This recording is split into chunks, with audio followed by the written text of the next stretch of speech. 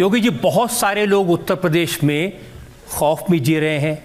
कुछ यूपी छोड़ के चले गए, कुछ ऊपर चले गए।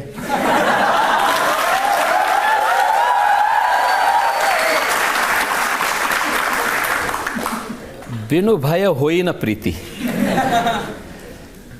जो लोग पहले उत्तर प्रदेश वासियों के लिए भय के प्रतीक बने थे, तो हमारा संकल्प था ही शुरू से। भगवान राम ने जो बात कही थी, निस्सरहीन करो मही भुज उठाए प्रण कीन, तो हम तो राम भक्त हैं, तो यही तो हम भी करेंगे। जो ये निस्सर पापी हैं, जो गरीबों को, व्यापारियों को, बेटियों को, सामान्य नागरिकों को, राह चलते हुए नागरिकों की सुरक्षा के लिए खतरे बने हुए हैं, इनके लिए हमें एक ऐसा एटमॉस्फेयर तैयार करना ही होगा। कर दिया। लोग कहते हैं नो बेल नो जेल, सीधा प्रभु से मेल। देखिए, दोनों चीजें एक साथ चलनी चाहिए। मैंने कहा ना कि मैं राम भक्त हूं, तो अयोध्या में रामलला विराजमान हूं, तो ऐसे लोगों की राम नाम सत्य है की यात्रा भी तो निकलनी चाहिए। और वही काम यूपी में हुआ है। देखिए, सपा और कांग्रेस जिन माफिया और जिन अपराधियों को अपने गले का हार बनाती थी, जो सत्ता के सरप्रस्त थे, जिनके समय में जब उनका काफिला निकलता था तो सारे प्रोटोकॉल स्थगित हो जाते थे और माफिया पहले निकलते थे। आज की क्या स्थिति है? मैंने देखा उसमें से एक माफिया, एक बार जब पुलिस उसको ला रही थी तो उसकी पैंट ही गीली हो गई। पैंट गीली हो गई। एक माफिया रोज चिल्लाता था कि साहब मेरी जान को खतरा है। भाई, हमने कहा तुमसे कितने लोगों को खतरा रहा होगा भाई, ये तो सोचो पहले।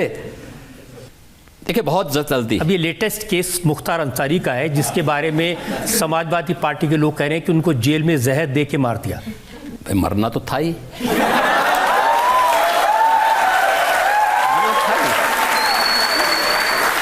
आप मुझे बताओ, जिस व्यक्ति ने सैकड़ों लोगों को मारा हो, वह कब तक बसता बसता फिरेगा?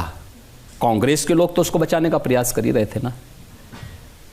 समाजवादी पार्टी के लोग तो उनके आका थे ही, गए थे उनकी मातम पुरसी के लिए। तो इनसे क्या उम्मीद करते हैं? यही तो अंतर है कि परम राम भक्त और उत्तर प्रदेश के पूर्व मुख्यमंत्री सरदेव कल्याण सिंह जी की मृत्यु हुई, समाजवादी पार्टी ने, कांग्रेस ने संवेदना के एक भी शब्द व्यक्त नहीं किए, और एक माफिया के मरने पर उनके घर में जाकर के घड़ियाली आंसू बहा रहे थे ये लोग।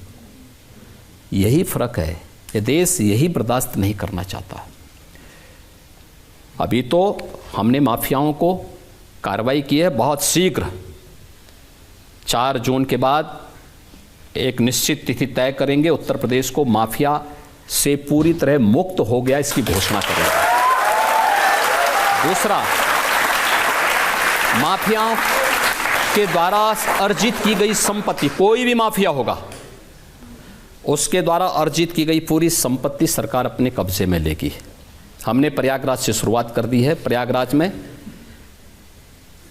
माफिया अतीक अहमद की एक संपत्ति को, जिसने अवैध रूप से कब्जा की थी, हमने वापस ली, और हमारा जो नया यंत्र है जिससे कांग्रेस और सपा बहुत भयभीत है,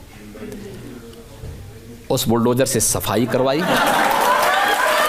सफाई करवाने के बाद गरीबों के आवास बनाए हैं, और हमने ये भी तय किया है, पूरी कार्ययोजना हमारी बन चुकी है, ये माफिया के द्वारा अवैध रूप से अर्जित की गई पूरी संपत्ति पर गरीबों के लिए, महिला संरक्षण गृह के लिए, दिव्यांगजनों के लिए, निराश्रित बच्चों के लिए, और अन्य समाज के जो भी तबके हो सकते हैं उन सब के लिए, और हॉस्पिटल बनाएंगे, अच्छे स्कूल बनाएंगे, अच्छे संस्थान खड़े करेंगे।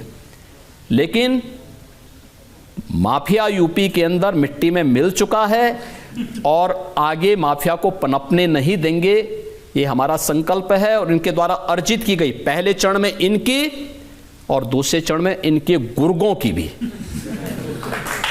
जितनी संपत्ति होगी।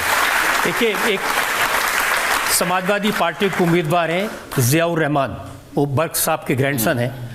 उन्होंने कहा हमारे शाहबुद्दीन भाई साहब, अतीक अहमद भाई साहब और मुख्तार अंसारी भाई साहब को इन्होंने ऊपर भेज दिया और कहते हैं कि कसम आप लोगों को कि उनकी कुर्बानी ज़ाया नहीं जानी चाहिए। अब देखिए ऊपर गए हैं कि नीचे गए हैं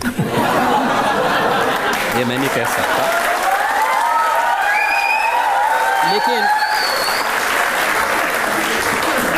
लेकिन देखो किसी विषधर से उम्मीद करना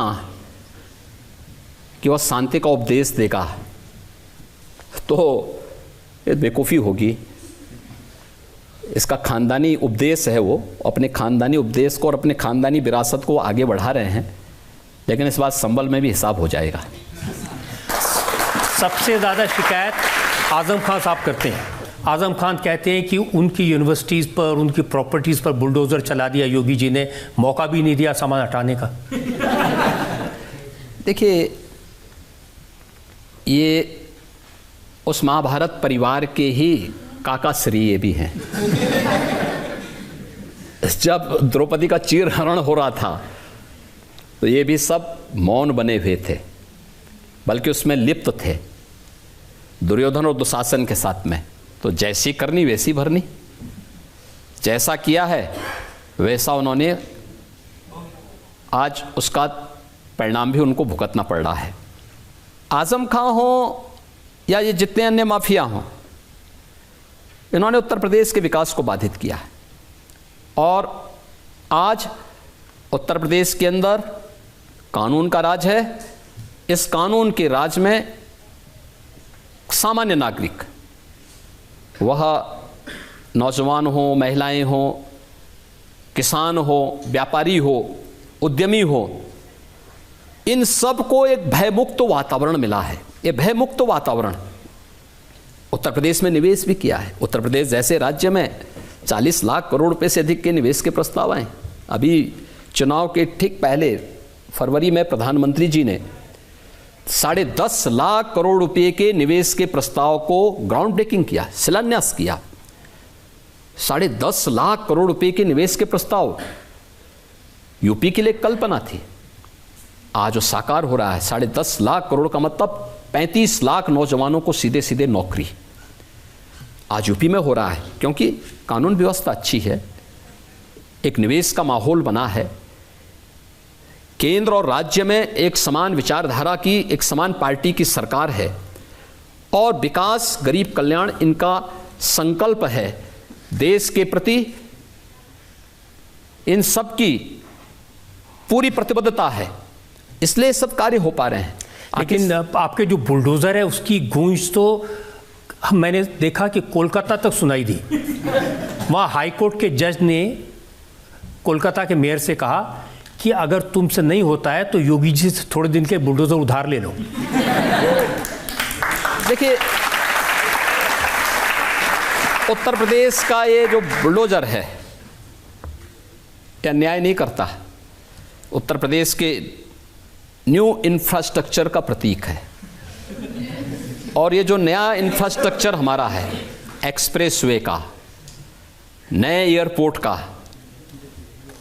नए हाईवे का, इंटर स्टेट कनेक्टिविटी का, ये जो न्यू इंफ्रास्ट्रक्चर है, इसके मार्ग में जो अतिक्रमण होगा तो बुलडोजर से ही हटेगा ना। ये माफिया और इन लोगों के द्वारा जो भी अतिक्रमण किया गया था, उस अतिक्रमण को बहुत शीघ्रता के साथ वो हटाता है और हटाता है तो इनको पीड़ा होती है और उनके आकाओं को उससे ज़्यादा पीड़ा होती है।